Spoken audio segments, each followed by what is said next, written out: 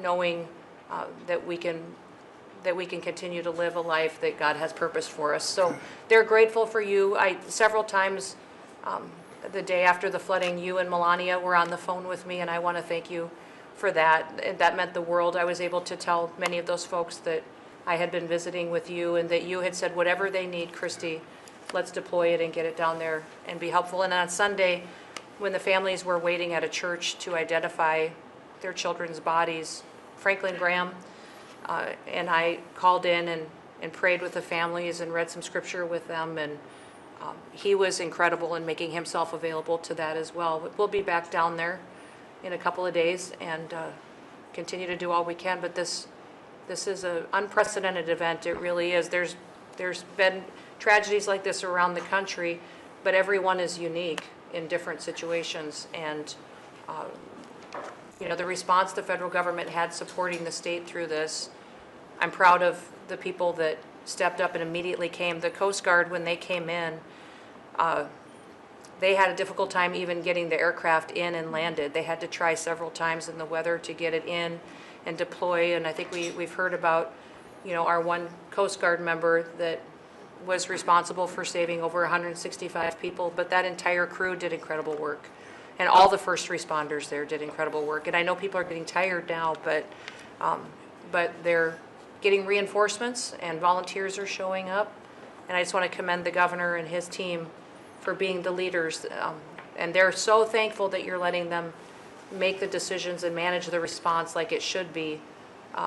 And then us supporting them with the resources of the federal government. We've already deployed dollars to the state, much like the block grants that you've talked about. Right. So they're grateful for that, sir. There's never been a wave like this outside of the breaking of a dam, because this was almost a wave that ended up being 30 feet high, more actually. Now with a dam you can understand it, but this approached almost with that speed. When you see a dam break, it's not a pretty sight. It wipes out everything, and this is the kind of thing that built up so fast. And it's happened 2 or 3 times before over the years, but not to this extent. But tell them when you met, picking up the daughter's clothing. And I had walked through the cabin where all the little girls died, and I had kind of fallen apart in there, but I walked out of the cabin, and a gentleman was standing there, and he said, that man over there needs a hug. And so I walked over to him and I hugged him and I said, do you work here? And he said, no, my little girl was in that cabin. And he said, and I just found her best friend about an hour and a half ago. She had passed away. And he just fell apart. And so then we just hugged and talked for probably an hour about that. But then there was the grandpa was there looking for his granddaughter as well. There was a dad there of one of the counselors. The counselor was alive, but she was dealing with the fact that she had hung on to some of these girls and was trying to keep them out of the floodwaters and had gotten hit by something and had lost 2 of the girls and wasn't able to hang on to them and was going to live the rest of her life thinking about that moment when she wasn't able to hang on to these girls. But these parents were picking up their kids' belongings out of the mud and throughout the camp and putting them in bags, and then one of the dads said, I knew 50 of these girls here. So I knew that was her dress and my daughter's friend's dress, so he was picking it up and putting it in a bag to return to her parents. And so it was and then the director was there comforting everybody who had lost his father the night before too, and he was still there trying to facilitate all of these parents grieving their children and find them. So the strength of people is incredible. One of the things that I asked there today, that day, was that they all have escorts or counselors when parents come in. So from that point, that when they came into the camp, that they have somebody with them when they're going and looking for their children's belongings or looking for their children.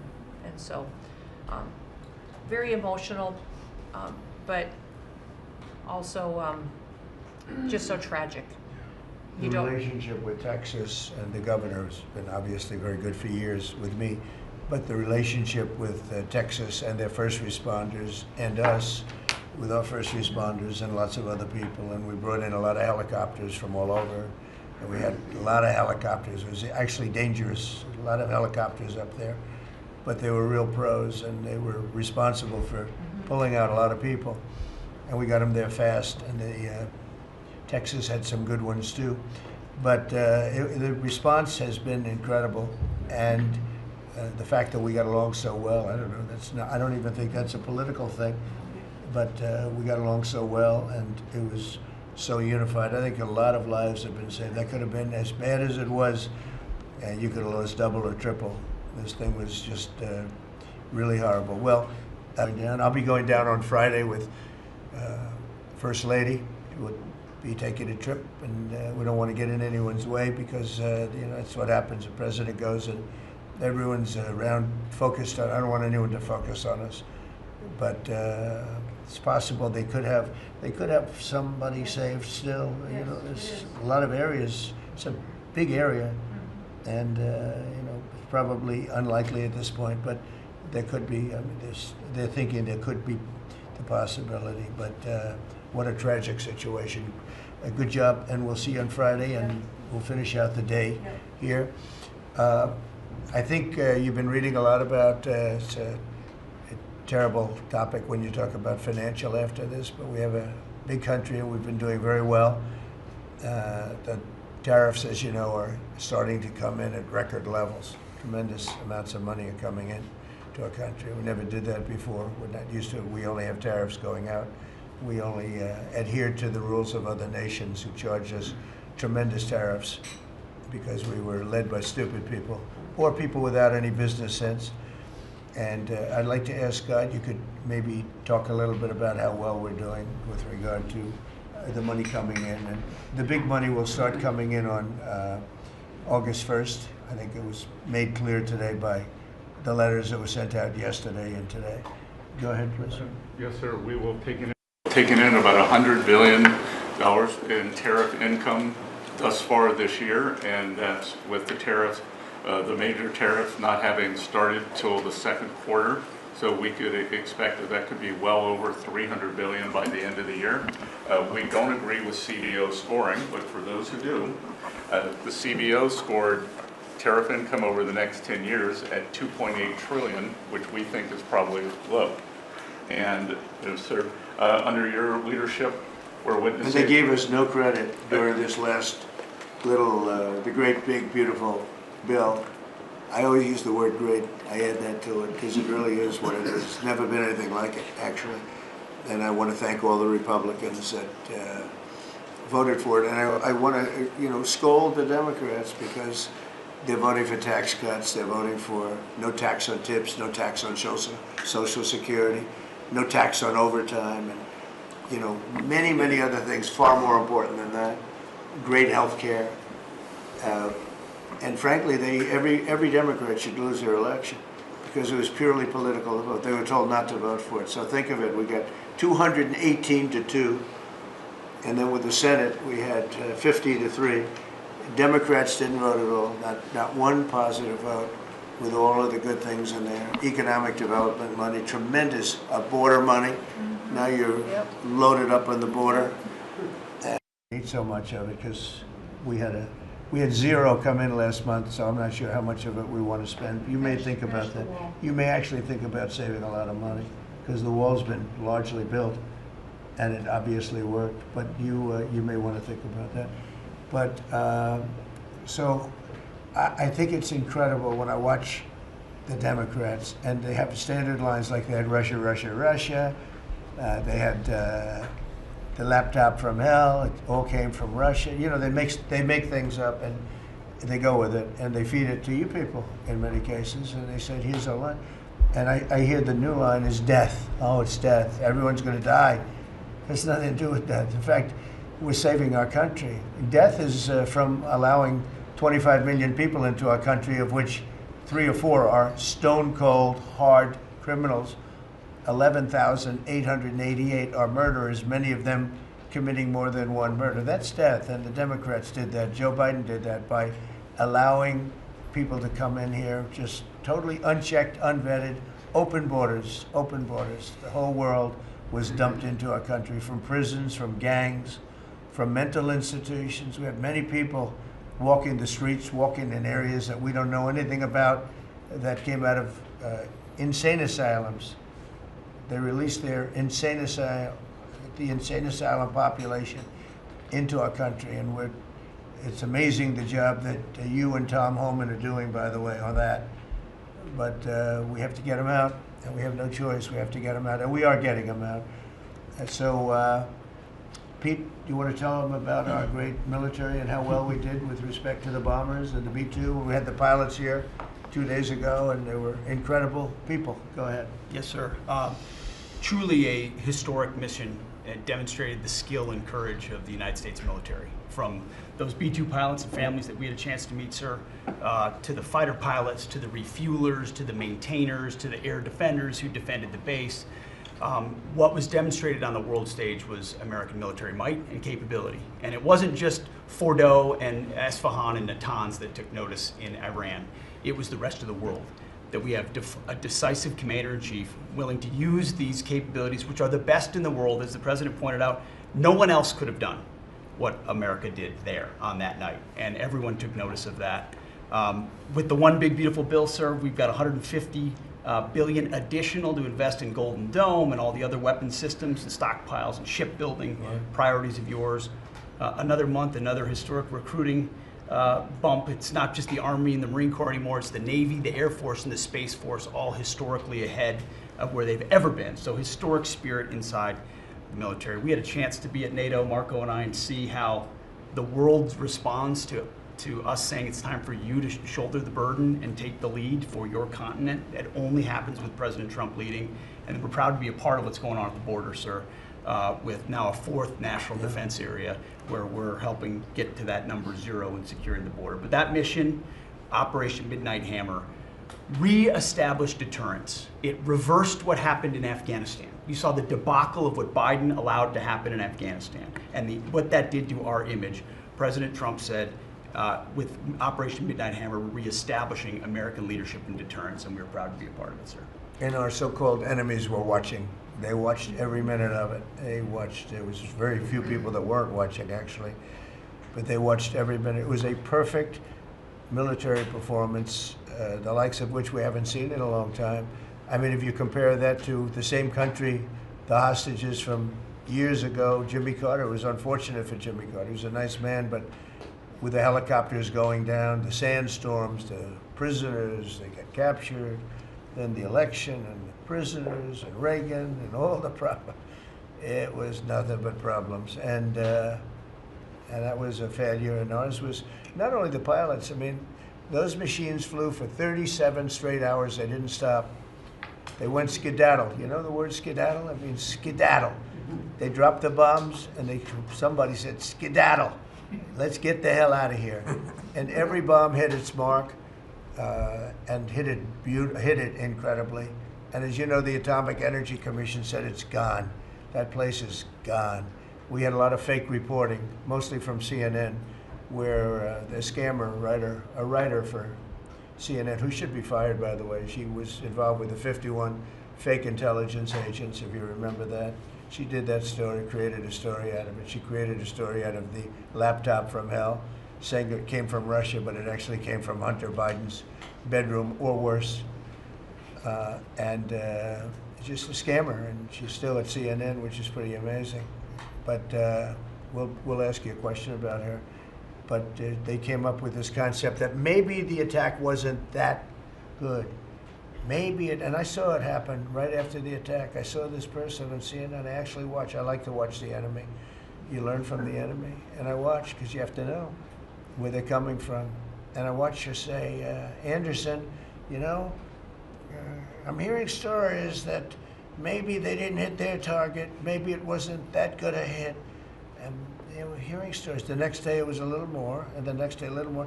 After 3-4 days, she was saying, you know, I don't know. I don't think it was that, except by that time everybody knew it was hit perfectly. The evidence is in the planes. The evidence, well, the pilots are the best evidence. But they actually came out of their plane because they were here the other day and they said, it was so sad. We did such a good job. We flew into very dangerous airspace. I'll never forget, we were in the Situation Room.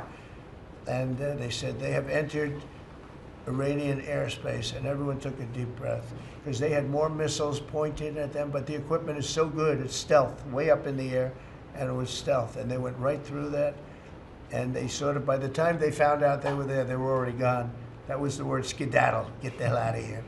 But they were right in the most dangerous airspace in the world, and they took those big, beautiful, very fast, they're unbelievable planes. I mean, they become really beautiful works of art.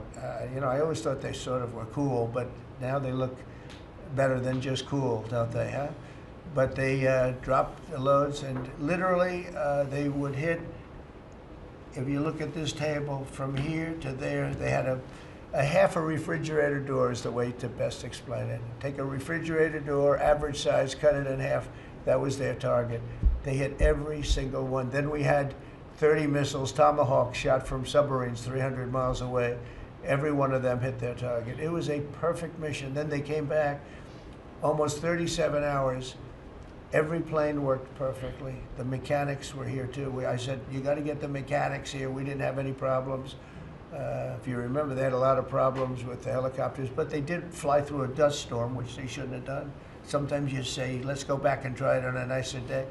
Dust and sand don't work well with helicopters if you know much about helicopters, but that was a horrible embarrassment to us. Then we had Afghanistan, which I think was the most embarrassing moment in the history of our country, and we would have gotten out. I was the one that got them down. I would have kept Bagram, the big air base, which right now is controlled by China, among the most powerful runways in the world, thick with concrete and steel. Anything could land, and right now, they were 1 hour away from where China makes its nuclear weapons. I was keeping it. Outside of that, we were leaving, and I would have been out faster than them, but we would have gotten out with strength and dignity.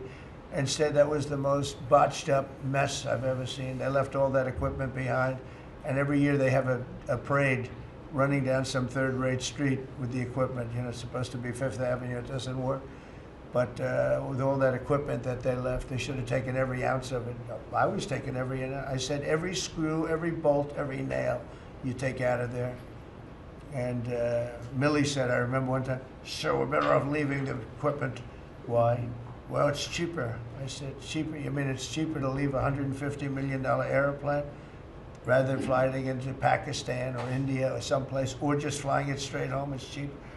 Yes, sir. That's when I knew he was an idiot. Didn't take long to figure that one out. But they left all that equipment, but they left their dignity behind. It was the most embarrassing moment, in my opinion, in the history of our country. Not that we got out. We should have not been there, but that we got out the way we got out, with great embarrassment and death. You had 13 young people. I've gotten to know their families very well, but you had hundreds of people killed that nobody talks about. You had the other side, many people were killed. Many people are walking around with no legs, no arms from that whole thing. They left from the wrong airport. They should have left from Bagram, because Bagram was a big base with hundreds of miles of fencing and territory around it. Nobody would be able to get near it. And they left. So, you know, we've done a great job, and I think people are really starting to see it. They're starting to appreciate it. Pete's done fantastically. That mission was a work of art. And I have spoken to some of our perceived, I don't know if they're enemies, but they're perceived as being potential enemies. And they essentially said the same thing, very impressive. There wasn't a thing that, we didn't lose an engine. We didn't lose, it just, they landed and they were cheered. But the sad thing was they were cheered, and one of the pilots said, you know, we were a little concerned because when we got out, we were told that on television they were reporting that we may have missed our targets. Sir, we hit every target. That's what I do for a living. We hit every target. In fact, when the bombs hit, a yellow haze came over the horizon that I've never seen before. It just lit up the whole horizon, brighter than the sun. It was like looking into the sun. He goes, we hit our target, because you know what that was exploding. And but they were a little downbeat because they listened to that fake CNN reporting and the fake New York Times. They worked together to try and say that it wasn't perfect. They couldn't say they missed. All they could say is, maybe it wasn't perfect. And you ought to fire that reporter immediately. You should fire her. Real fake. And so I just want to congratulate those pilots. And, you know, a lot of people don't like bringing things like that up. I do. I always like confronting, because otherwise the public doesn't know that you're a bunch of crooked people. But they know, they've learned, and the media has to straighten out their act. You know, the media is down to 17% approval. You got to do a little better than that. It's important for the country that you do better. I think they ought to make a lot of changes. I think changes are going to be made to the media, but it's hard to have a really successful country if you have a corrupt media, and we really have a corrupt media. And nobody really knows why. I mean, why would you want to have open borders and criminals pouring into our country? Why would you want to have men playing in women's sports, transgender for everyone, you know? You'll have to figure that out. But some of you don't. I mean, I'm looking at some people, they love the country, but I look at other people and they can't. But we're really proud of our military. It was, and the people that maybe don't like us or want to play games with us, because I think that had you not had the situation in Afghanistan, I don't think Putin would have gone in. I think when Putin looked at how stupid and incompetent that operation was, he said, wow, this might be a chance. And we're dealing with him now too. We're not happy with Putin. I'm not happy with Putin. I can tell you that much right now, because he's killing a lot of people. And a lot of them are his soldiers and their soldiers, mostly. And it's now up to 7,000 a week. And I'm not happy with Putin. Okay, any questions? Yes. Yes, sir. You just said that you're not happy with Vladimir Putin. Is there anything that you plan to do to act on that feeling of unhappiness? Well, I wouldn't be telling you. Don't we want to have a little surprise? You know, one of the things we did with the attack is that, and you asked that question, I didn't mean to be rude, but I'm in a rude because I'm looking at some of these crooked people up here, so I'm rude, but your question was asked very nicely. But one of the things we did is we went over every fact. We wanted to get every fact straight. We wanted to have the distance straight, the number of pilots straight. Everything had to be correct, because we want to be, this was a very important mission. If we failed on this mission, it was beyond the war that, you know, obviously we had with Iran and Israel, and a lot of hatred, a lot of years and years of hatred, centuries of hatred. People have never seen anything like it. So we wanted to be correct with all our facts. So, you know, what I was doing is just asking, it would be great if the media would be correct with their facts. That's all we ask for. So, go ahead. So finish it up. Oh, yes. Just returning back to Russia, if there's anything that you would signal about your displeasure with them. Well, look, I'm very unhappy with them. There's no reason for this. It's turned out to be tougher, but it's only tougher. And I will say the Ukrainians were brave, but we gave them the best equipment ever made. We gave them the anti-tank busters that knocked out tanks. I mean, you just aim them in the direction of the tank and the tank is gone. We gave them missiles, the latest and the greatest. They were able to shoot down a lot of things that would have normally wiped out. You know, probably would have been a very quick war. It would have been a war that lasted 3-4 days, but they had the benefit of unbelievable equipment. And Europe gave them to. We gave them far more because Biden shouldn't have done that. He should have equalized. We should have given them the same, or we should have given actually less than Europe. It affects Europe much more than us, but we're in there for over $300 billion. Europe's in there for over $100 billion, but still, Europe gave a lot. And I will say this, the Ukrainians, whether you think it's unfair that we gave all that money or not, they were very brave because somebody had to operate that stuff. And a lot of people I know wouldn't be operating it. They wouldn't have the courage to do it. So they fought very bravely. But we gave them the best equipment in the world. We make the best military equipment by far. There's nobody close. You look at other equipment from other countries, it's not even close. That's why everybody wants to buy our equipment. And that's why we're going to step up these contractors now that make it, and they're brilliant, but they make it too slowly. And we have to step them up, Pete, and let them make it at a much higher rate. Unfortunately, we have to do that.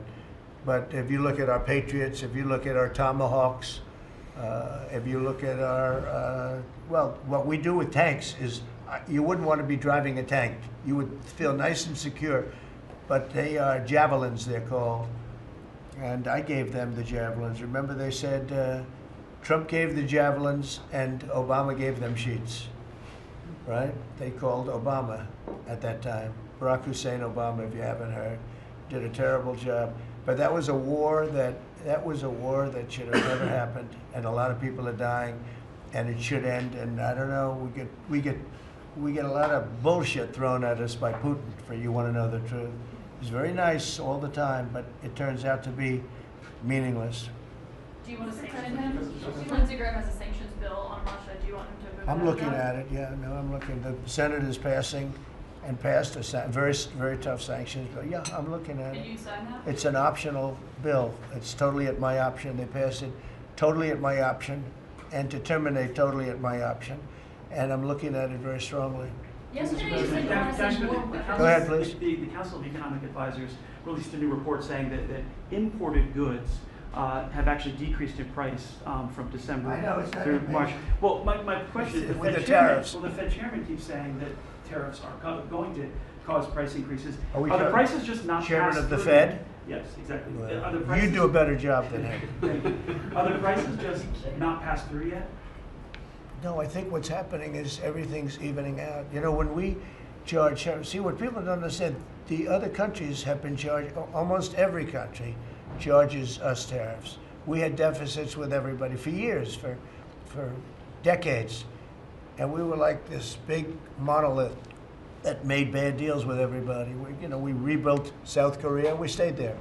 It's okay, we rebuilt it and we stayed there.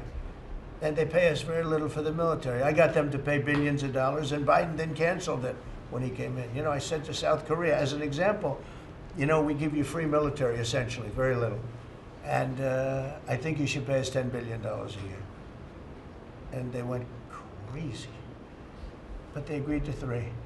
So I got 3 with a phone call. And I was satisfied. I said, but next year we have to talk. And then we had a rigged election, and we never got to talk. And you know what Biden did? They probably went to him and they said, listen, Trump treated us terribly, and we shouldn't be paying anything, and he cut it down to nothing. So that's what happens. It's ridiculous. That's the other thing. We're talking to countries about contributing to the military, not only just paying more in NATO, but contributing. We have 45,000 soldiers in South Korea. We have 45,000 soldiers in Germany, 52,000 actually. And that's a huge economic development for them. That's tremendous amount. That's like having a city. It's tremendous money for them, and it's a tremendous loss for us. So we're talking, in a very nice way, we're talking to them about it. It's very unfair. We supply the militaries to many very successful countries. I mean, South Korea is making a lot of money, and they're very good. They're very good, but, they should be paying for their own military. President Trump, I'll ask you a question about Jerome Powell as well, and then the question to the Attorney General. Jerome Powell, and then I have a question for the Attorney General. Jerome Powell, who you've been pressuring to lower interest rates, he's facing accusations of lying to Congress, which is a potential crime about the opulent. Well, he should resign immediately. We should get somebody in there that's going to lower interest rates. Do you want congressional Republicans? Why don't you call for his resignation? Do you want congressional Republicans to investigate and It's pursue okay and with punish? me. I think he's terrible. I think, look, we're paying, I call him Too Late. T-O-O, Too Late, like Too Tall Jones for the Dallas Cowboys, right? Too late. He's always late. But he wasn't late with Biden before the election. He was cutting him like crazy. It didn't help too much, did it? But he was cutting him like crazy before the election with Kamala and Biden. He was trying to get them in, I guess. I don't know. He was recommended by somebody that worked for me. I like you better. If I could ask the Attorney General a question too, President. Sure. Your memo and release yesterday on Jeffrey Epstein, it left some lingering mysteries. One of the biggest ones is whether he ever worked for an American or foreign intelligence agency. The former Labor Secretary, who was Miami U.S. Attorney Alex Costa, he allegedly said that he did work for an intelligence agency. So could you resolve whether or not he did? And also, could you say why there was a minute missing from the jailhouse tape on the night of the death? Yeah, sure. If Hey, I Pam, could, could I just interrupt for Sure. 1 second? Are you still talking about Jeffrey Epstein? This guy's been talked about for years. You're asking, we have Texas, we have this, we have all of the things. And are people still talking about this guy, this creep? That is unbelievable. Do you want to waste the time, and do you feel like answering? I don't mind answering. I mean, I can't believe you're asking a question on Epstein at a time like this where we're having some of the greatest success and also tragedy with what happened in Texas. It just seems like a desecration, but you go ahead.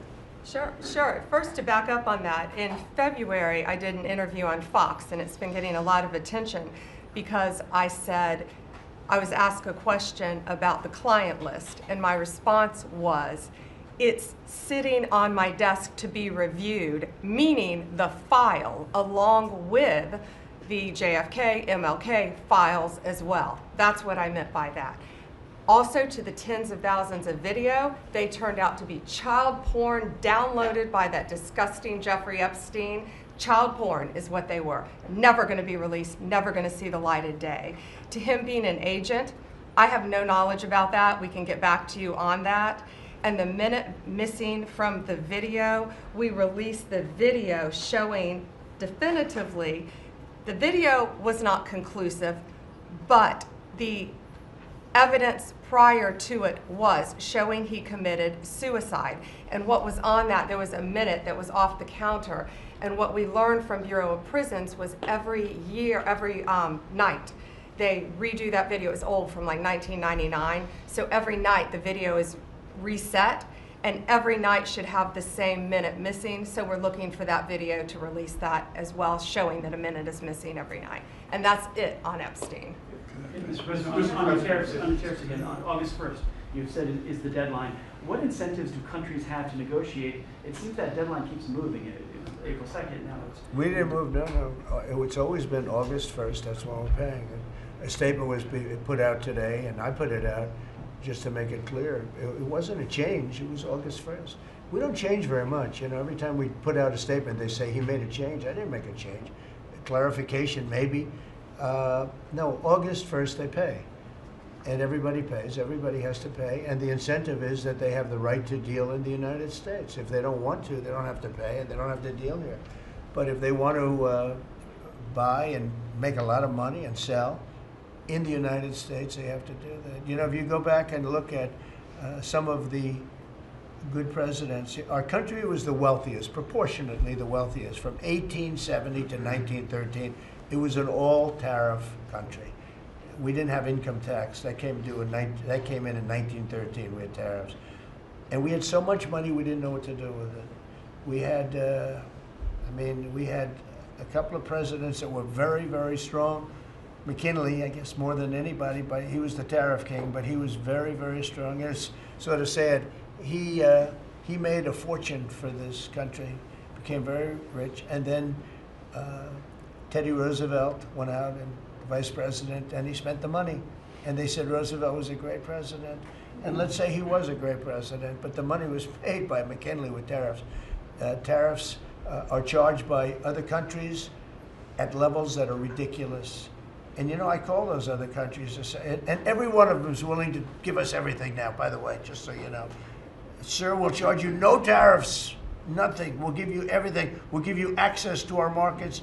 We'll give you everything. Is that a correct statement, Scott? Yes, sir. Howard, would you say that's a correct statement? Exactly correct.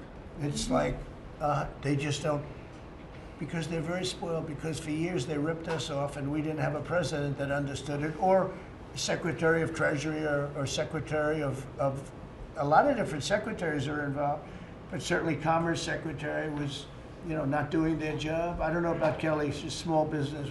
We'll keep it that way, okay? Her small business is bigger than almost all big businesses when you add it all up. But no, they are very respectful of our country, but the incentive is that they have the right to do business with us. Without that, they don't have the right to do business, and that would be okay too. And will there be a flurry of deals? Will we hear, in the next 24 hours, will we hear a flurry of deals? Yeah, we have a lot of them going out, but the deals are mostly my deal to them. We're picking a number that's low. We don't want to hurt them, and fair.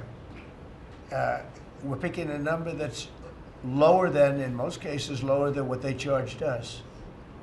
But it's amazing when you've paid all this money for years and they get one president that's a little bit different and a little tougher on this subject, and they're willing to drop everything they've been charging us for years and years. I mean, we have countries going, We will have you don't have to pay any tariff to come in and do business. They're giving us total access to their countries. They gave us no access to the country. They say, well, you cannot go into our country. Okay, good. Now we will give you total access and you don't have to pay any tariffs. But please don't charge us tariffs. And we don't like that deal. So the letters I send out are, we have made some deals. We can make a lot more deals. It's just too time consuming. It just makes it more complicated.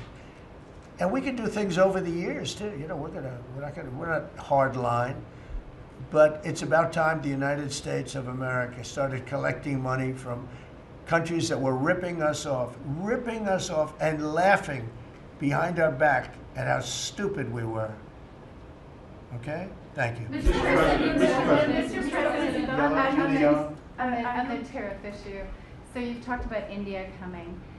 But then a couple days ago, you issued a new tariff threat to members of the BRICS countries for if they aligned with anti-American policies. 10% charge. That would be India, Brazil, Russia, That's right. They have South to pay Africa. 10% if they're in BRICS. Because Right. BRICS was set up to hurt us. BRICS was set up to degenerate our dollar and take our dollar as the standard, take it off as the standard. And that's okay if they want to play that game, but I can play that game too. So anybody that's in BRICS is getting a 10% charge. Is that immediate, sir, or is Yeah, that pretty soon. if they engage in some behavior?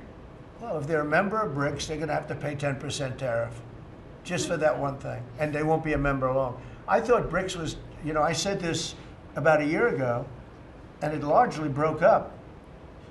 But, you know, there are a couple that hang around, but I thought it largely broke up. BRICS is not, in my opinion, not a serious threat. But what they're trying to do is destroy the dollar so that another country can take over and be the standard. And we're not going to lose the standard at any time. If you have a smart president, you will never lose the standard. If you have a stupid president like the last one, you would lose the standard. You wouldn't have the dollar as you. And if we lost the world standard dollar, that would be like losing a war, a major world war. We would not be the same country any longer. We're not going to let that happen. The dollar, you ever hear the expression, dollar is king? The dollar is king. We're going to keep it that way, okay? And I'm just saying, if people want to challenge it, they can, but they're going to have to pay a big price. And I don't think any of them are willing to pay that price. But a simple question is, does that jeopardize? Thank you, Mr. President. Are you optimistic about reaching a tariff deal with the European Union soon? Well, the European Union has been speaking to us, Ursula and the whole group, and they've been very nice. They treated us very badly until recently. Now they're treating us very nicely. It's like a different world, actually. They've treated us very badly. They were among the toughest to deal with. Actually, in many respects, they were much worse than China. Look at what they do to our companies. They sue Apple, they sue Google. 17 billion they got from Apple on a lawsuit that they didn't have a case. They have, you know, judges that are European Union judges, and they ruled. They take so much money away from our country in terms of that, in terms of other things that they do. They're very tough, but now they're being very nice to us, and we'll see what happens. We're probably 2 days off from sending them a letter. We are talking to them. I just want you to know, a letter means a deal. You know, a lot of people say, we got 200 countries. We can't meet with 200 countries. We have a few trusted people that know what they're doing, that are doing a good job, but you can't do it. You have to do it in a more general way, but it's a very good way. It's a better way. It's a more powerful way. And we sent them a letter. You read the letter. I think it was well crafted. And mostly it's just a little number in there. You'll pay 25%, 35%. We have some at 60, 70. Those are ones with massive, you know, where we have massive trade deficits because they've treated us very badly. But I would say in every case, I'm treating them better than they treated us over the years. Don't you agree with that? I do. I could have done much. I could have been much harsher. I don't want to do that. We want to have relationships, but in every case, they treated us far worse than I'm treating them. I'm treating them very good. I could go higher with the tariffs, but I don't want to hurt them. That's why when you just read it, you come up with the number. It's so incredible that prices are actually going down. Just so you know, when I got in, everyone said, oh, eggs are going through the roof. That was I was in for about 4 days, and they started screaming at me about eggs. They said, that's Biden's problem. I didn't know about eggs. but eggs went up about 5 times. You did a fantastic job. And we ended up shortly getting, in fact, for Easter, they said, go out and buy plastic eggs. You can't use real eggs. Well, we bought 200,000 eggs for the White House for the Easter egg hunt that we have at the White House, and there were eggs. We had the price down, and now the price is lower than it was before.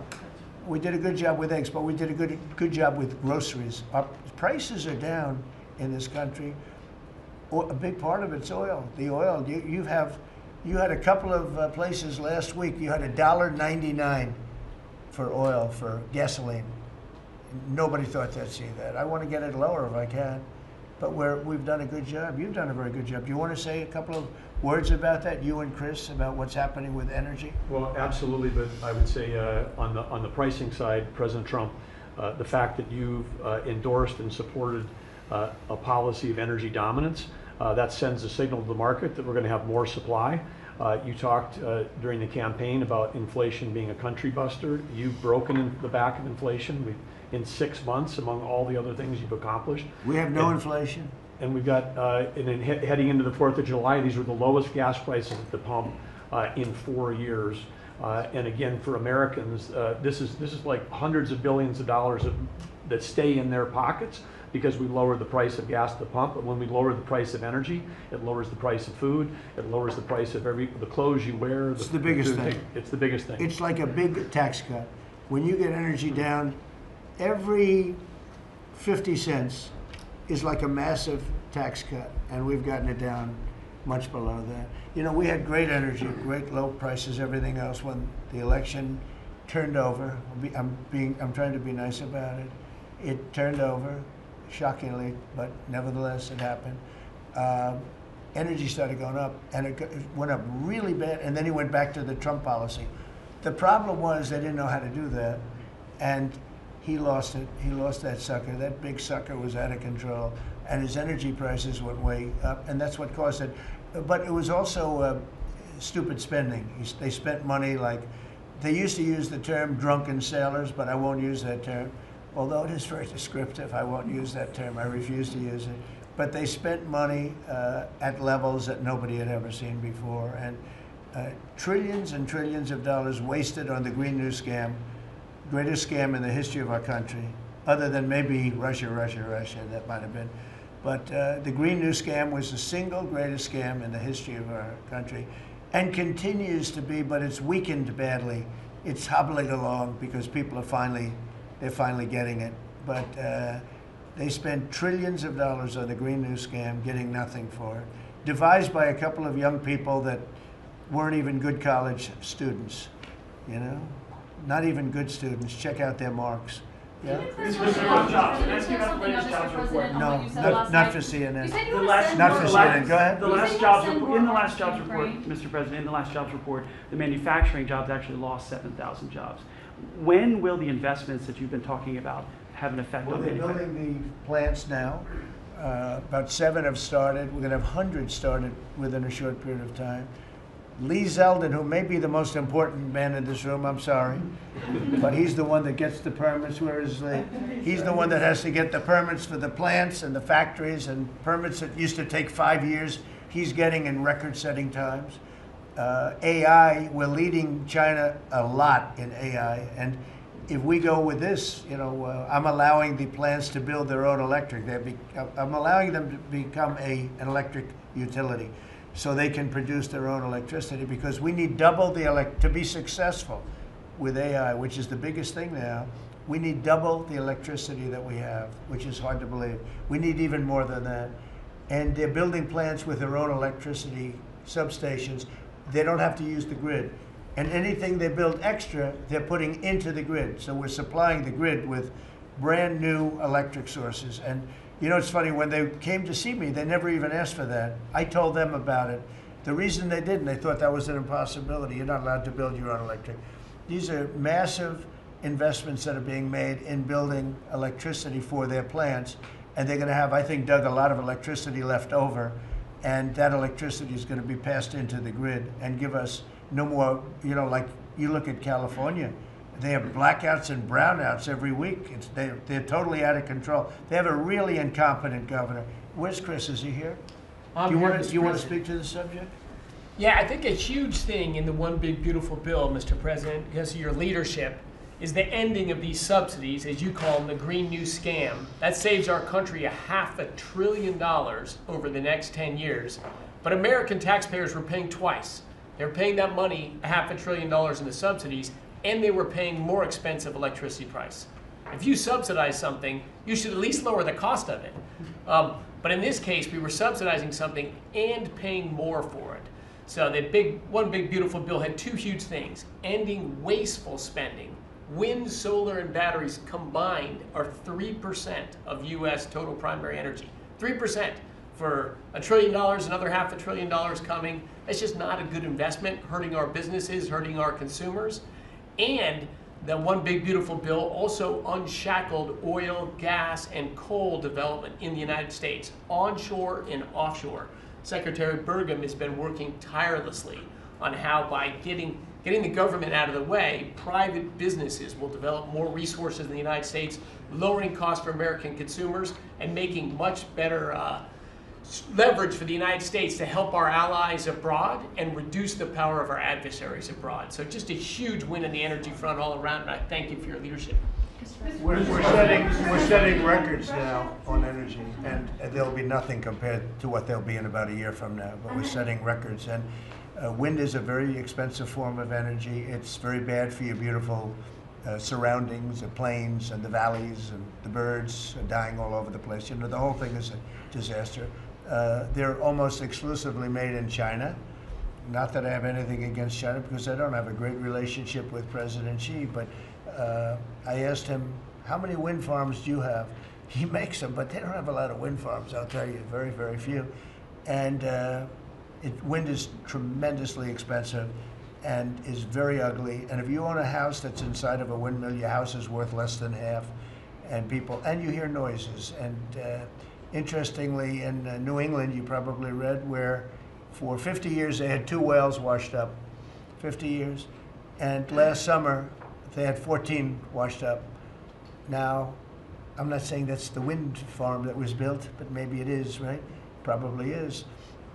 It's tremendously expensive, and it can only be done with subsidy. You know, I know a man that's in that business, and one of the biggest in the world actually runs a company that builds these stupid windmills. And he said, I hate the business because it's the only energy where you need subsidy. He said, energy shouldn't need subsidy. You should make money with energy. So wind. The other one is the solar, those big solar fields. They're taking our farmland. Our farmers are like mortified by it. They hate it. It's very, very inefficient and very ugly too. You know, probably better than a windmill, but you go around and you see all these things that are 3 miles long by 3 miles wide, and you say, what the hell is that? And it's a lot of plastic from China. It's plastic, black plastic from China. Now, we want to be smart. We're going with, look, China right now is building 58 coal-fired plants, 58 big ones. They have 62 on the books to build.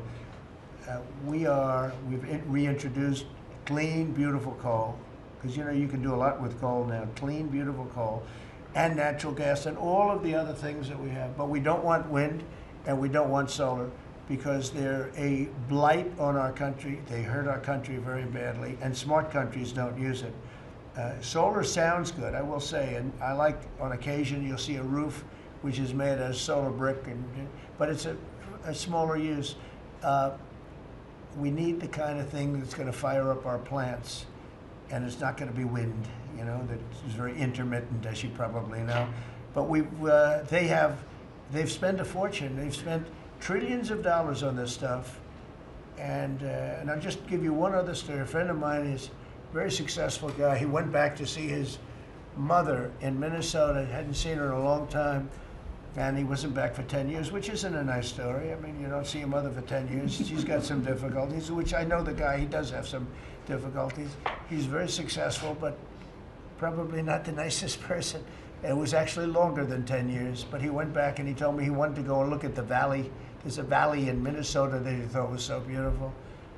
And I hadn't seen it in a long time. And he's driving along the road. He said, oh my, I'll use the word gosh, oh my gosh. He said, oh. He said, it looked like a junkyard. You had 159 windmills. They were all over the place. Some were old, some were newer, different companies, different shapes, different sizes, different colors. Many of them were terminated. Terminated meaning closed. You can't take them down because the environmentalists don't let you bury the blades because they're made out of a fiber they say is bad for the earth. So they want you to put them up, but they don't let you take them down. But many of them were turned off. He said it looked like a junkyard. Go to Palm Springs, California, and take a look at that pile of junk. You go into a wealthy neighborhood. Before you get there, you have to ride through hundreds of windmills that are, most of them are turned off. They're rotting, they're rusting, they're 30 years old, 20 years old, and they have a very short life. You know, those windmills have a very short life, especially the ones that are in the nice salty Atlantic Ocean and Pacific Ocean where the salt just gets under that steel and decimates it. No, it's a horrible, horrible thing for our country. And I speak out. It would be nice to say wind, because it sounds so good, doesn't it, Doug? Wind, wind. But it's not. It's these ugly machines, and they're all made. You got to see, some are a little taller, a little shorter. They're made by different companies. They have different stocks. They have different blades. They have different everything. It is so horrible.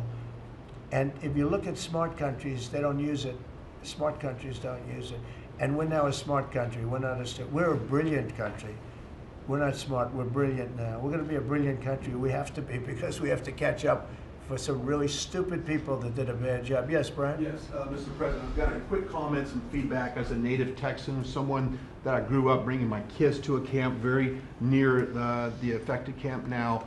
Thank you on behalf of Texas. I've gotten hundreds of messages that want to thank. If you're in the cabinet room, you can tell the president and his team on behalf of Texans, thank you so much for the quick response and the loving, the hugs.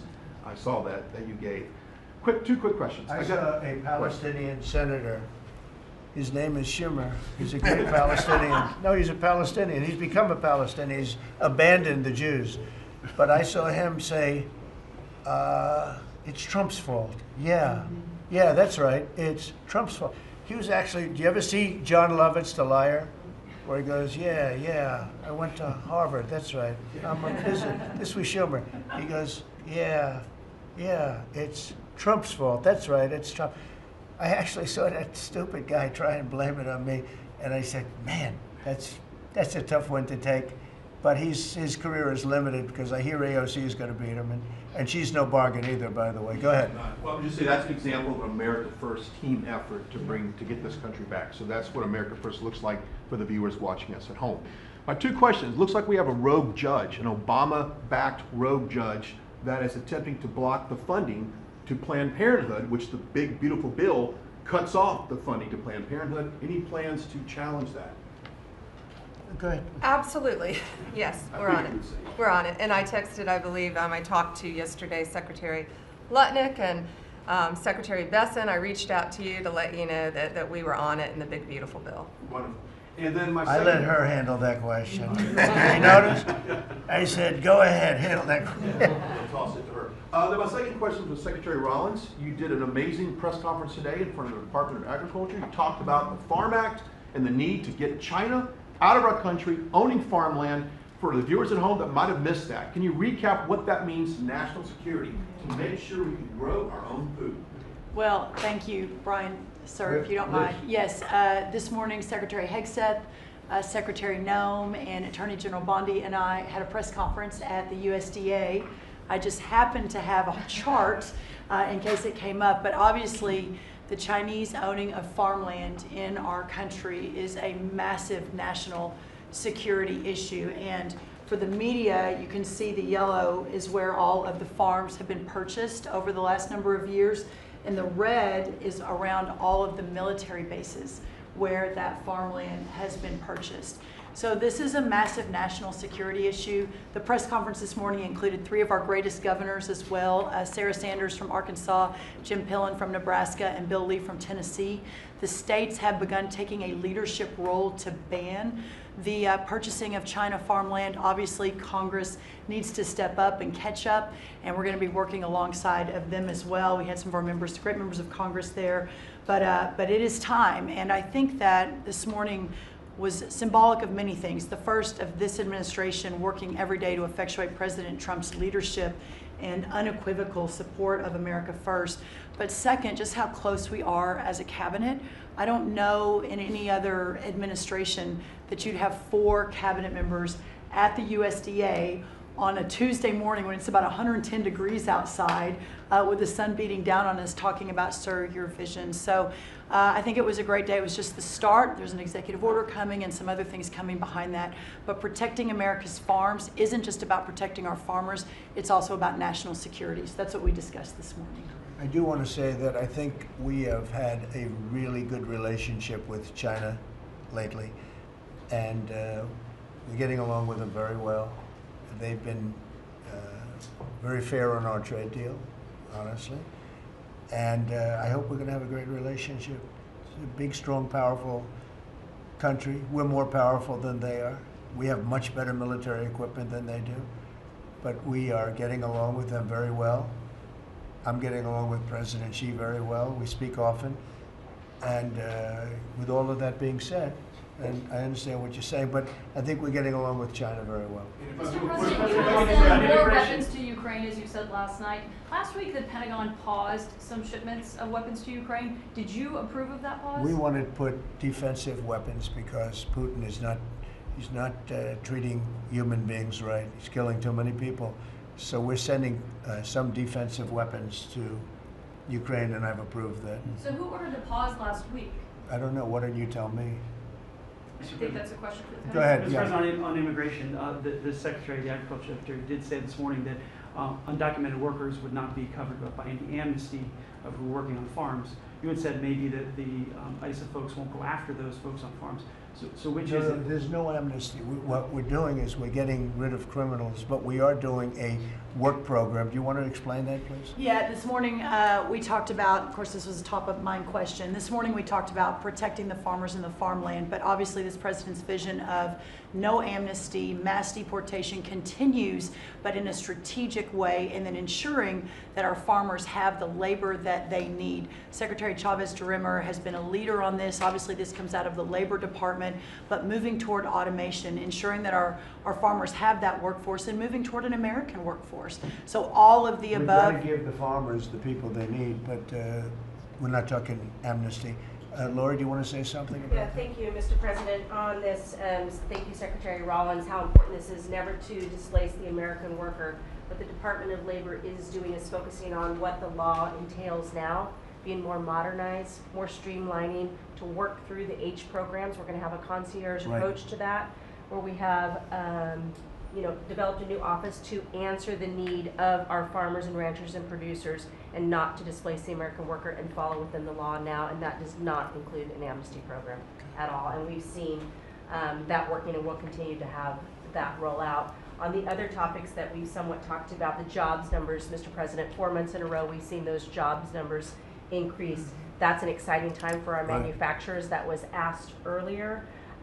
We know it's going to take some time, but through that deregulation process that Lee and I are working on as well, the Department of Labor has rolled out 63 new deregulations that we're going to be moving through. In the first Trump administration, it was successful with over 30. We've just rolled out 63 new ones in order to double down on those manufacturing companies, to let them know that we have signaled through this process that we will assist them in getting the workforce that they need. It's an exciting time. That one big beautiful bill, that was the signal to my former colleagues in Congress to get this done. It's been an important time. I spent time on the ground visiting 7 states in 9 days prior to that bill being passed, because it was the most pro-worker piece of legislation that we will ever see really in this country right now.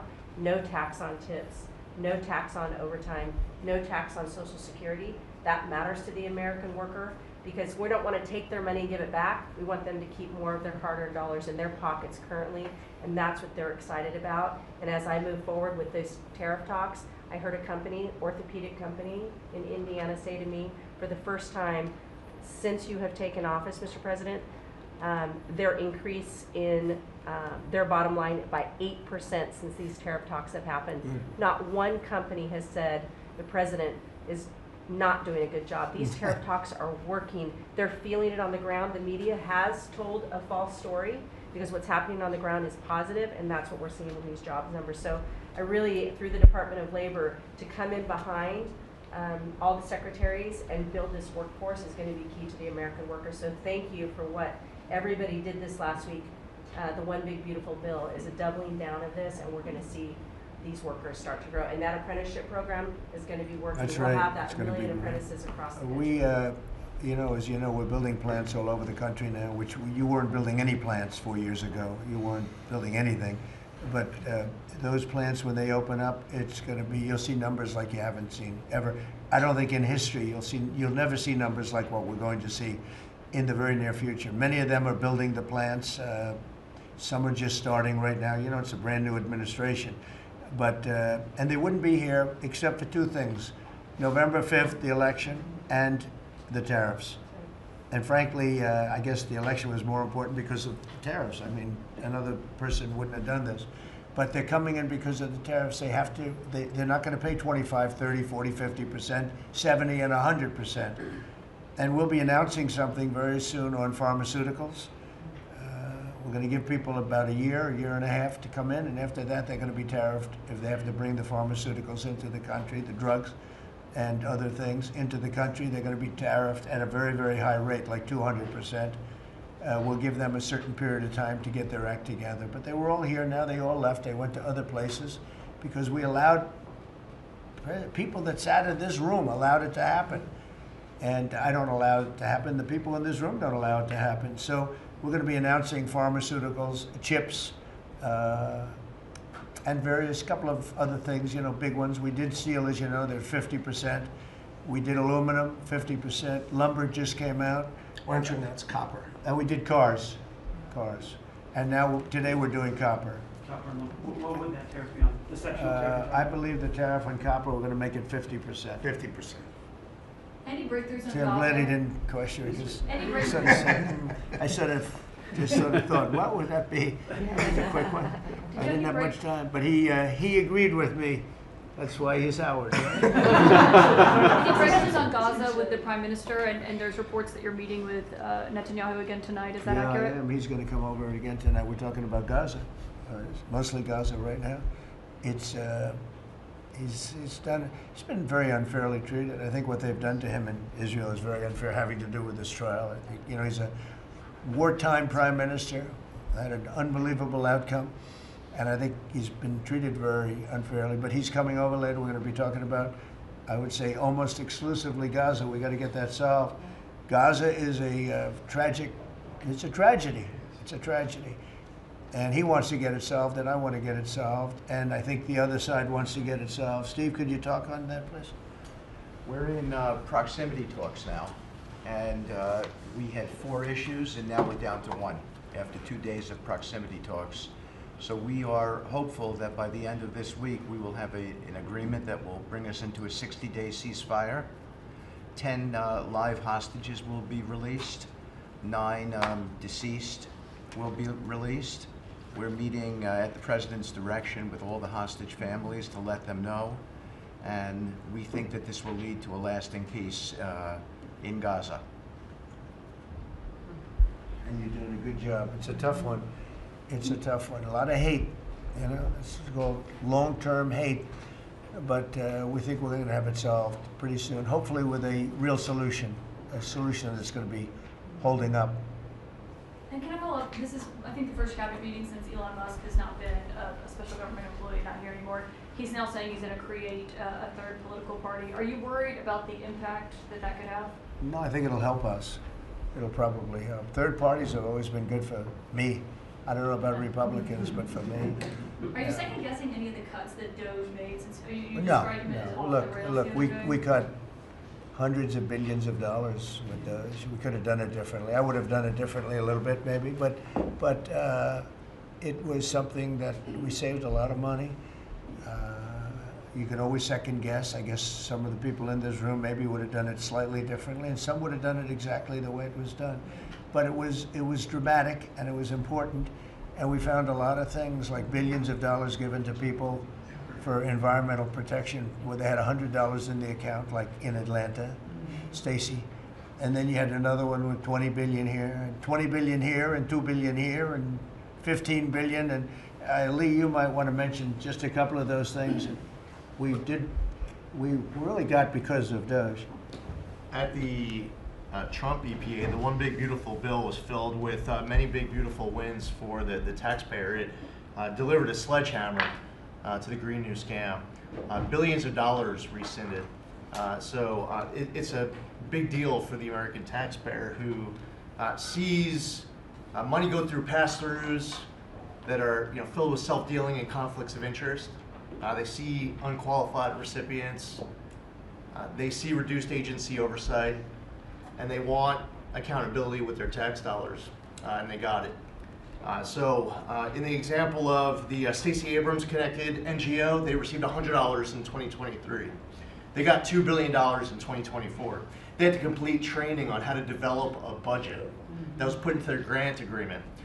They, out of nowhere, started paying a CEO $800,000, a COO $450,000, 22 people making over 150 grand. Out of nowhere, this is tax dollars. So money go through pass-throughs, through other pass-throughs, through other pass-throughs, and we lose oversight over it. And you see that it's going to former Biden officials, it's going to former Obama officials, it's going to Democratic donors. And we're not here saying we want to take money from a left-wing NGO and give it to a right-wing NGO. We want to give it back to the taxpayer. This is about us being good stewards of American tax dollars without any apology or regret. That's why President Trump was elected last November, because there were a whole lot of people who maybe they hadn't voted Republican in a long time. Maybe they didn't even vote for President Trump the first time around in 2016, but they're regretting that vote from 2016 and they were making it right in 2024. So the one big beautiful bill gave us the tools to rescind billions of dollars more. We're seeing hundreds of thousands of dollars that'll get wasted per electric vehicle as an example of this money that was going through it. They gave $50 million to a group called Climate Justice Alliance. They say that climate justice runs through a free Palestine. The Biden EPA gave $50 million to a group that says that climate justice runs through a free Palestine. We say that if you're going to spend $1 in the name of remediating an environmental issue, then spend $1 on remediating an environmental issue. We say that we can protect the environment and grow the economy. We want to help grow more baseload power in this country. So why is it that it took this long for this team to get assembled, to be able to fix the mess that we inherited? But gosh, we love showing up at our jobs every single day, first thing in the morning, because all day long we get things done for the American taxpayer. And Congress did its part last week by passing one big beautiful bill to deliver this accountability and to cut off the Green New scam. So maybe it's a bad day for Stacey Abrams. Maybe it's a bad day for all those well-connected Democrats getting paid off. But you know what? God bless America. Because at the end of the day, President Trump is here, J.D. Vance is here, and the greatest cabinet ever assembled to deliver that much-needed and highly demanded accountability. That was a very good answer.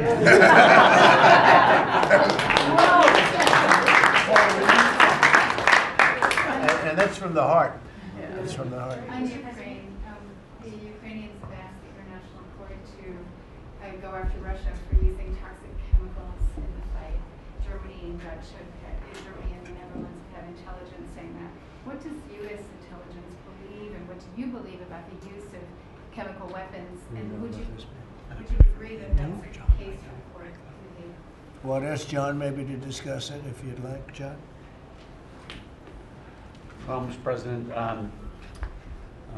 obviously chemical weapons, if it's documented in its use, it's illegal. It's against all international laws of armed conflict and treaties. And obviously I can't share in this room with this audience the intelligence that I can share with you privately, but obviously you're not going to stand or allow for any violations of international law by anyone. That's right. Thank you.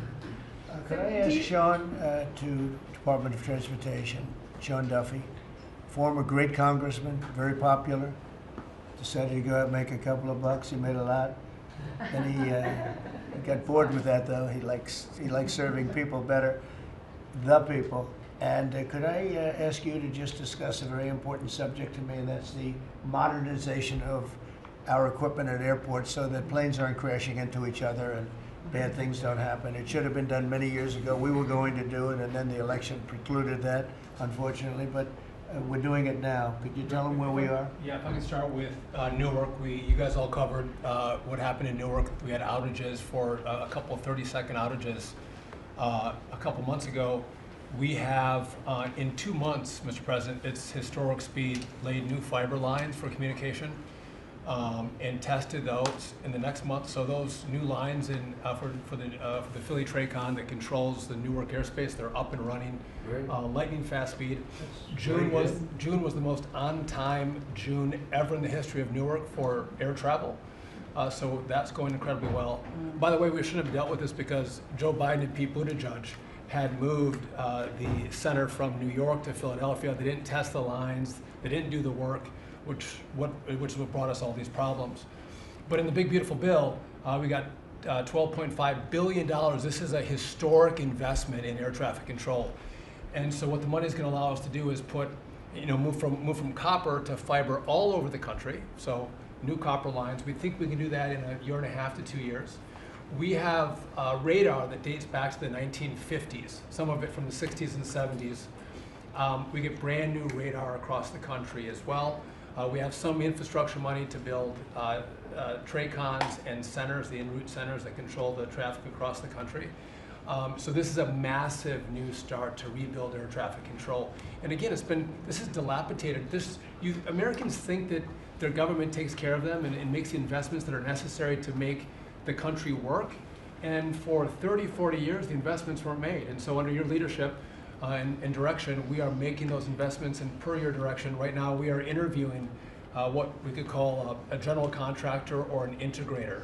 One company to manage. It's a massive project. The FAA is not qualified to manage this kind of a project. So we are now going through the process of finding who that one company will be to manage the whole project. We'll interview those companies together and make that selection. So we'll write one big beautiful check to one beautiful company that'll be responsible for this this whole build. But if I can just make one last point, this is not enough money. We're going to need more.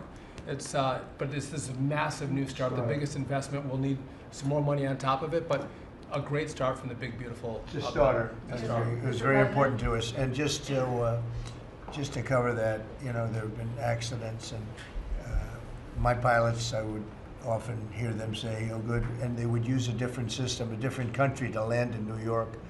They'd use the radar and other things from a different country. I said, "What's that?" He says, "Oh, our system is so bad," and I knew that we were all set to start, and Buttigieg came in, and what they did was so crazy because they hooked it copper into fiber, into steel, they had all different systems.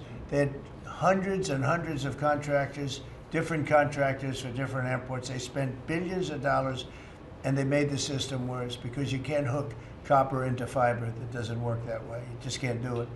It's not doable, but they tried to do it. Didn't work out too well. And in the end, it was just a complete disaster. We want to have one great company. Now, Raytheon's going to bid, IBM's going to bid. We have 5 or 6 bidders that really are good and do this stuff.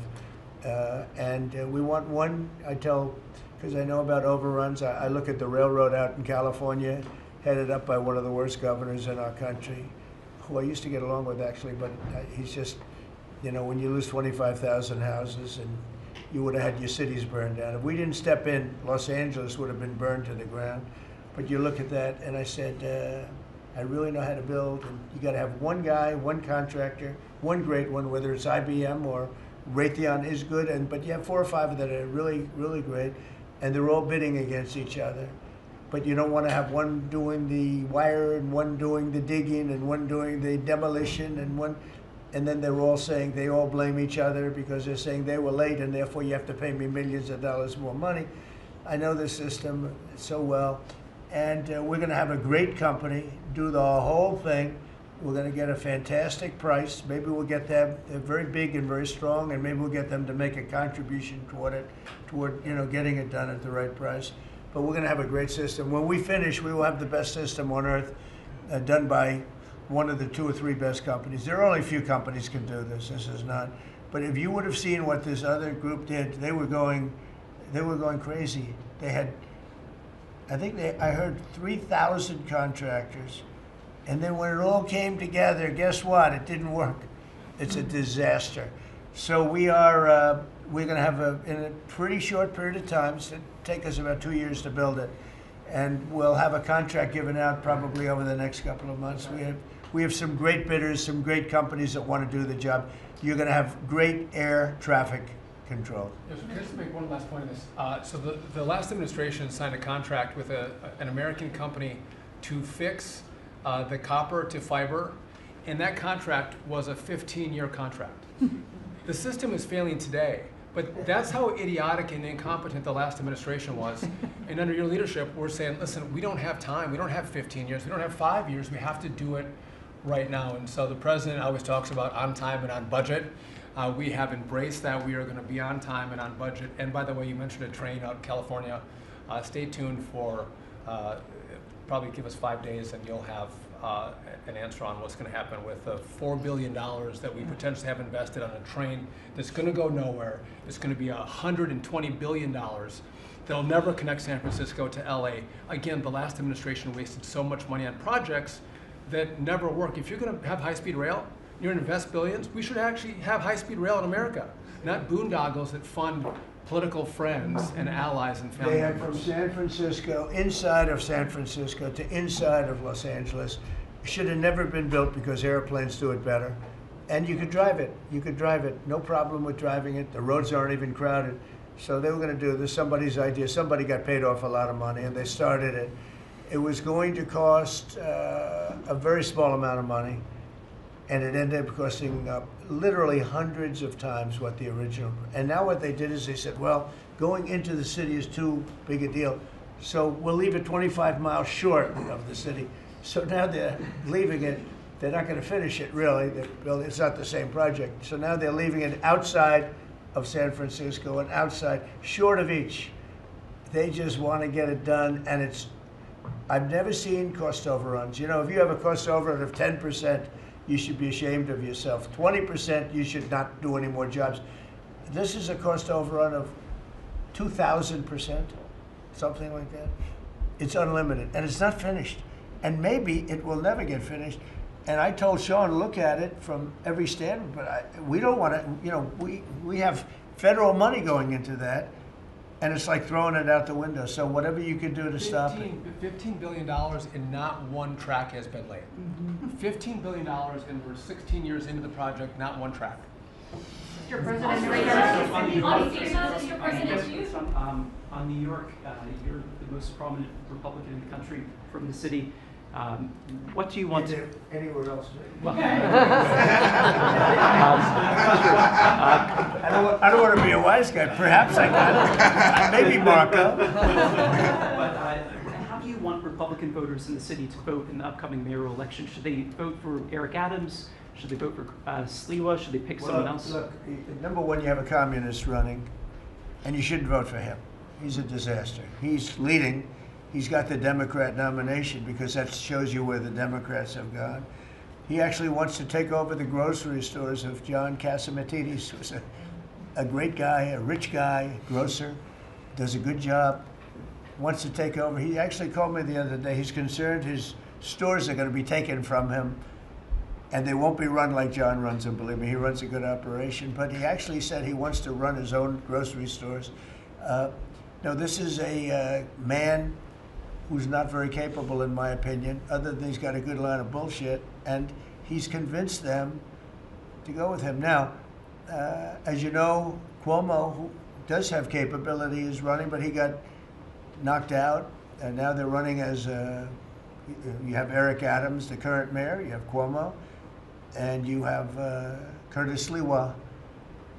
And Curtis runs every 4 years. He seems to be a fixture on the running scale. But you know, it's I'm not getting involved.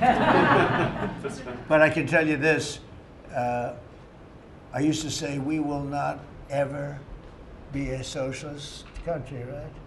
Well, I'll say it again: we're not going to have. If a communist gets elected to run New York, it can never be the same. But we have tremendous power at the White House to run places when we have to. We could run D.C. I mean, we're looking at D.C. We don't want crime in D.C. We want the city to run well. Susie Wiles is working very closely with the mayor, and they're doing all right. I mean, in the sense that we would run it so good, it would be run so proper, we'd get the best person to run it, the crime would be down to a minimal, would be much less. And, you know, we're thinking about doing it, to be honest with you. We want a capital that's run flawlessly, and it wouldn't be hard for us to do it. And we've had a good relationship with the mayor, and we're testing it to see if it works. But New York City will run properly. We're going to bring New York back. I love New York. You know, I loved New York for a long time. Then we had a bunch of crooked people in there. You have an attorney general who's a total stone cold crook, New York State, Letitia James, a total crook. All they do is want to go after political opponents. They do what's ever expeditious for them. She's the one that took out Cuomo because she wanted to run for governor, and then she ended up getting 1% of the vote. She polled at 1%. She dropped out, went back to attorney general. You have a lot of crooked things going on in New York. We're going to straighten out New York. Maybe we're going to have to straighten it out from Washington. But when I see a communist who has actually gotten a Democrat, pretty much gotten a Democrat nomination, they also went to that new form of voting, which is a beauty. You go in there in third place, you come out in first. That's that form of voting that they have gone to. You know what I'm talking about. It's not too good. We're going to do something for New York. I can't tell you what yet, but we're going to make New York great again also. We're going to make it great again with the country. What we've done in this country in the last 6 months, nobody has ever seen it.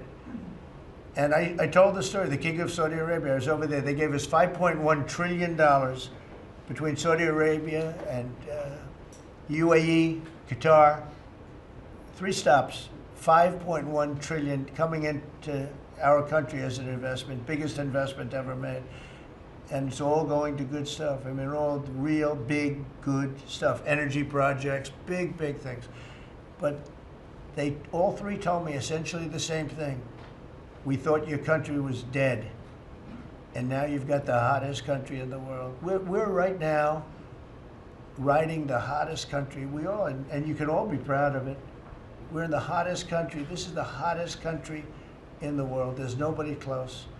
Made hotter by some great pilots and great machines that nobody else has. Those great, big, beautiful machines, they rode those machines right into the toughest territory, and nobody knew what the hell happened. And then they hit their targets perfectly, and it was complete and total obliteration. And that's why that war ended, Steve. They told me that's why the war ended. The war ended when they saw that, it was over.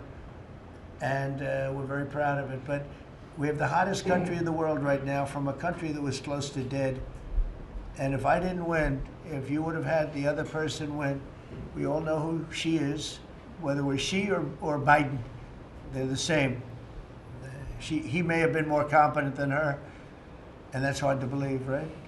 But if you had that ideology in, I don't believe you would have had a country anymore. I think you would have had a country that was broken up. But we had a dead country, now we have the hottest country in the world, and everybody knows it, and everybody said it. Mr. Vice President, do you have anything to say? Well, thank you, Mr. President. I just want to say that I'm very proud of the whole team. I think everybody has worked together. You see Pete and Marco and Steve working on some of the diplomacy, Christy and Pam working on the border. We just have a really, really solid team, and we've done a lot of good work. And in particular, I want to congratulate the White House staff led by the President on getting the One Big Beautiful Bill passed. Yeah. I was personally skeptical, sir. I never told you this, but I was skeptical we'd be able to get that thing done by July 4th. We did it because we worked together and we worked very well. So it's an honor to be a part of it, but I'm really proud of you guys for doing a great job. The beautiful thing about it, it had something for everyone. That's right. Most people said it had to be broken into 7 bills. It's so big. The problem was that some of those 7 have nothing for anyone, but they had to be done for the country. You know, sometimes you have to do things for the country that aren't necessarily popular. We had a couple of them, and that wouldn't have worked. So the One Big Beautiful Bill, many people said it could never be approved. Too big, too everything. There's too much. But it had something very big and very important for everyone, and it's great for the country. And remember, the Democrats have come up with a false narrative, you know, just whatever. It's just a line that they send to everybody and that they print. I think in the case of this, it's death, death. Everyone's going to die. I heard that. Everyone's going to, just the opposite. Everyone's going to live. What we're doing is saving our country and making it much bigger, better, and stronger than it ever was. I'd like to ask, Marco's been doing such a great job. Do you have anything to say? Well, it's just going through a list here, Mr. President, and I think the Vice President's pointed out to the great team you have, and all these achievements that have happened domestically. But you think about it, under your leadership, we prevented and ended a war between India and Pakistan. NATO's now at 5% for the first time ever, the highest numbers ever. A peace deal between the Democratic Republic of Congo and Rwanda. A 12-day war that ended with an American operation that we're the only country in the world that could have done. Hopefully, pretty soon, a peace deal between Azerbaijan and Armenia. The entire Middle East and the infrastructure of it has the potential now to change because of Syria and Lebanon, and it hasn't even been 6 months. Sure. It hasn't even been 6 months, so it's a It's a great lot. testament to your leadership in this. Well, thank you very much, and you've done a fantastic job. Could I just ask Linda, she's involved in so much, she's so talented and so good, and she's working on a couple of little things like Harvard, who was given $5.5 billion over a short period of time. We caught him on that one, it's crazy, but you're working on so much, you want to bring education back to the States. How are you doing? Well, absolutely, and thank you for the opportunity. I think on the big, beautiful bill, what we saw, was school choice, that's finally on a national basis at the state level, but there are opportunities now for scholarships, more and more of them for kids who are in failing schools. It's going to be a big turnaround. I think one of the biggest accomplishments we had over the past week was the University of Pennsylvania with the Title IX ruling that Leah Thomas was stripped of her title, Riley Gaines and Paula Scanlon and other women who have stood, so strong against men and women's sports. And when you put out the, the executive order, I mean, that just solidified it and gave them the opportunity. So those are a couple of really, really big wins, and thank you for that opportunity. And how are you doing with Columbia and Harvard? We're negotiating hard. I think we're getting close to having that happen. It's not wrapped up as fast as I wanted to, but we're getting there. Okay, good. And you've done a fantastic job. Thank you very much. It's been a good team. Yep, you have a great team. Around this table, a lot of people have helped with that. That's right. Thank you very much. Maybe just in closing, we spent a lot of time, effort, very little money on this room. This is called the Cabinet Room. It's been here for a long time. And it had some pictures that were not many of them and not very good ones. And I actually spent time in the vaults. The vaults are where we have a lot of great pictures and artwork. And I picked it all myself. I'm very proud of it. That's Andrew Jackson, great Andrew Jackson. That's a gentleman named, and we call him President Polk. He was sort of a real estate guy. He was, people don't realize he was he was a one-termer, but he was a very good president. But, and I'm not sure I should be doing this, he actually gave us the state of California. He was the one. He was the one that opened it up. So I'm not sure. Maybe he won't be there for long. But if you notice, the frame is the exact same size, almost, as the other one is Andrew Jackson. So that was a part of the reason too, I have to be honest.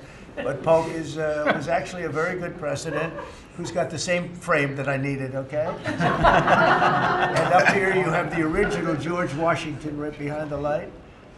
And then you have Dwight Eisenhower, who was a very underrated president. He built the interstate system, and he was the toughest president, I guess, until we came along. But I don't mind giving up that crown, because I don't want to be too tough on it, but we want to be humane. But he was the toughest president on immigration. He was very strong at the borders, very, very strong. And sometimes you can be too strong. He was strong at the borders, and during a certain period of time, they were so strong that almost every farmer in California went bankrupt.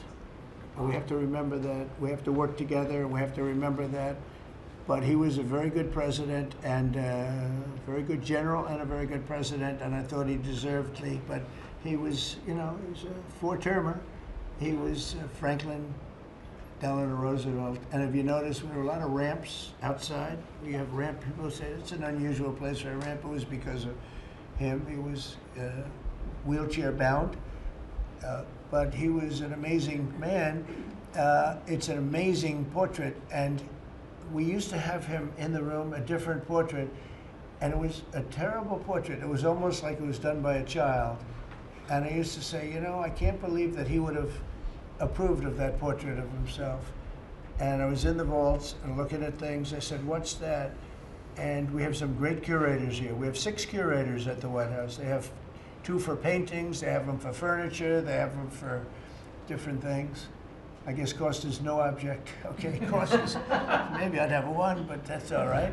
But we have 6, and they're very talented, though. And he said, that's a picture of FDR. I said, really? Let me see it. They took off the wrappings, very well preserved.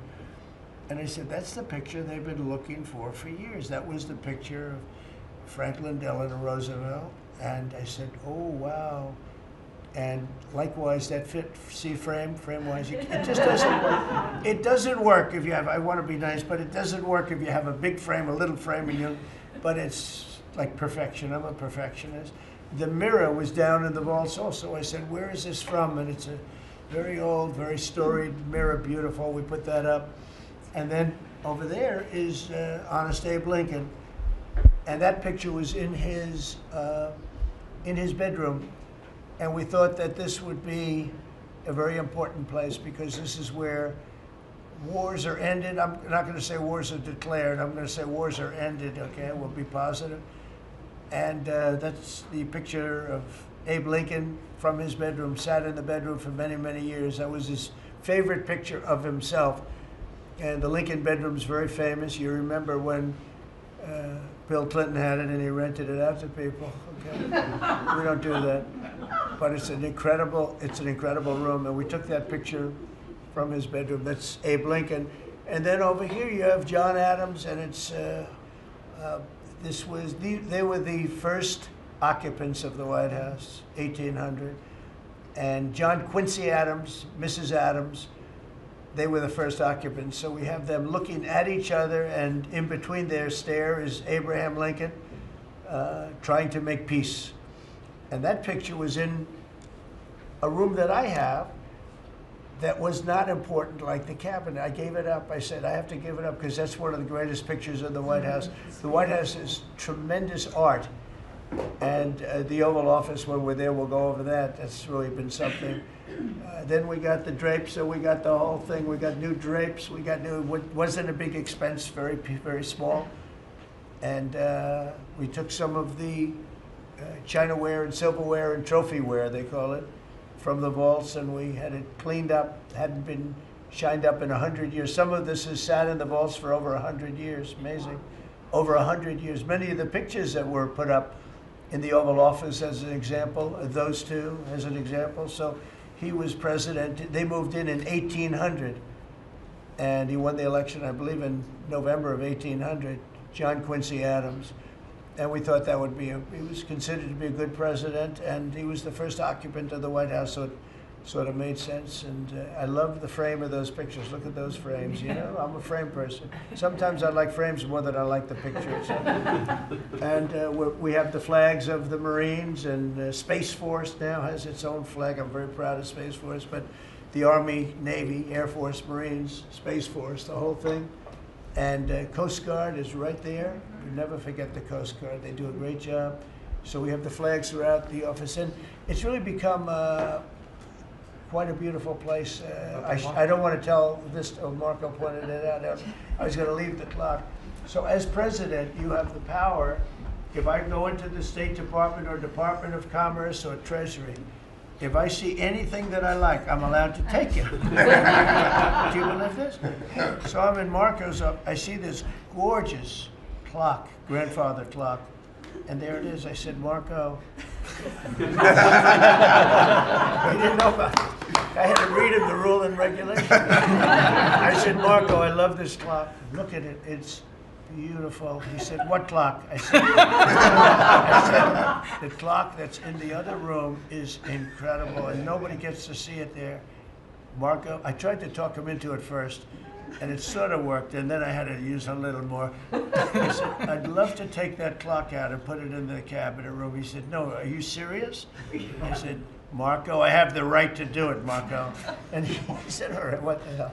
So that's his contribution to the cabinet room. But it's, by the way, it's an incredible clock. And, you know, it's an important room. So you may see it again. Maybe we'll move it back sometime. Anyway, so that's pretty much it. But it really is great.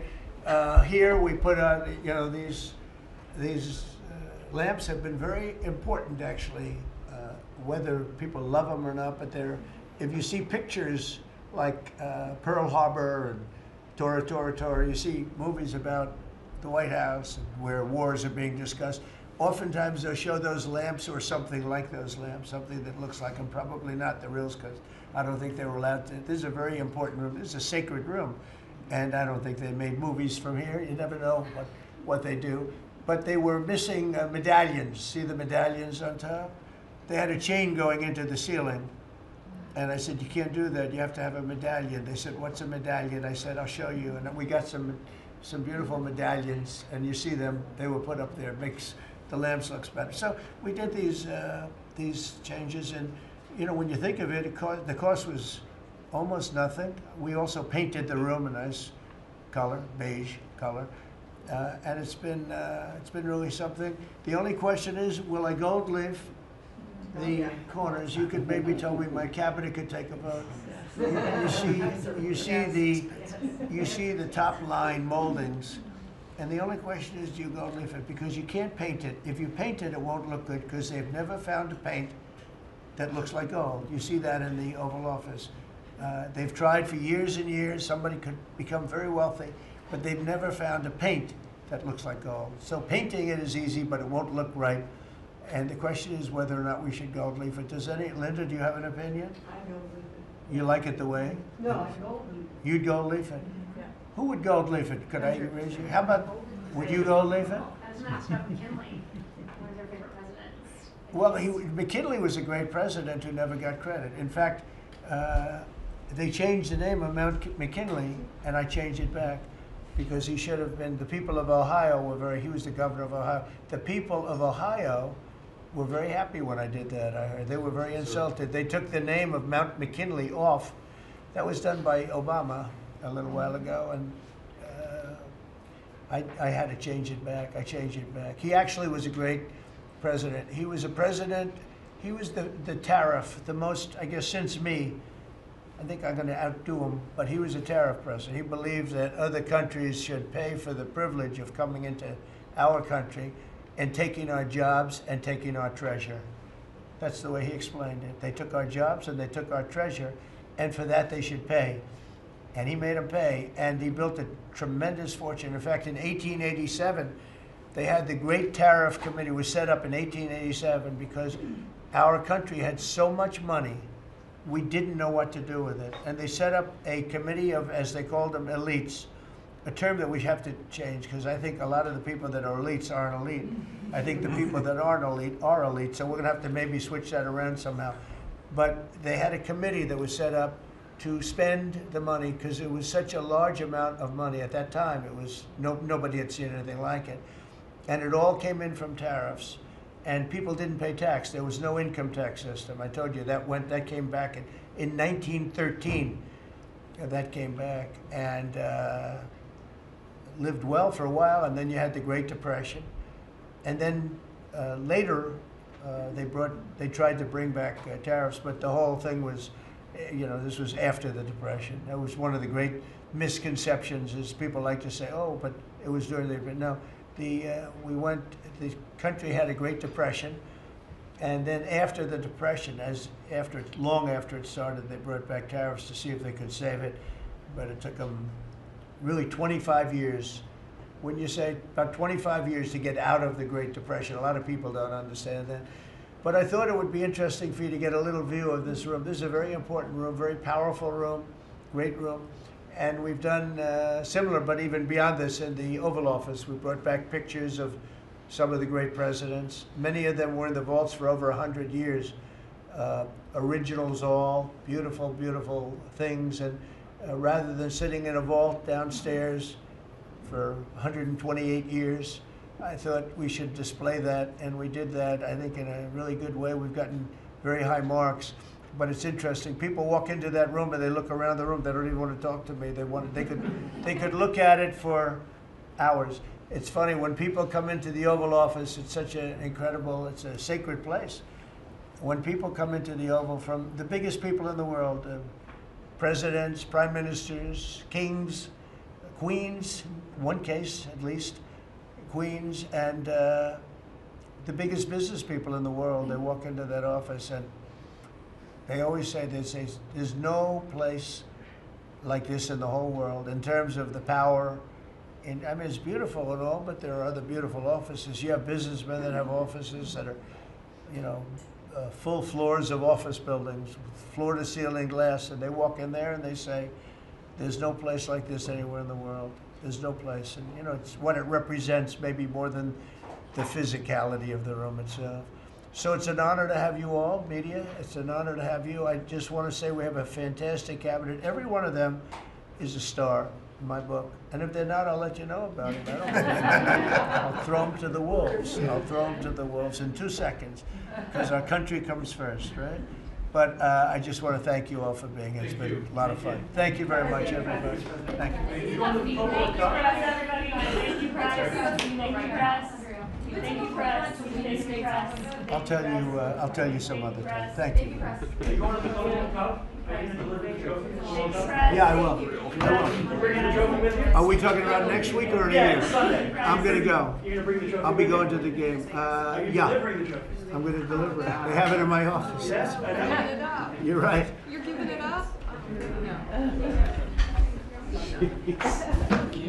She's special. Oh, she's special. You guys can.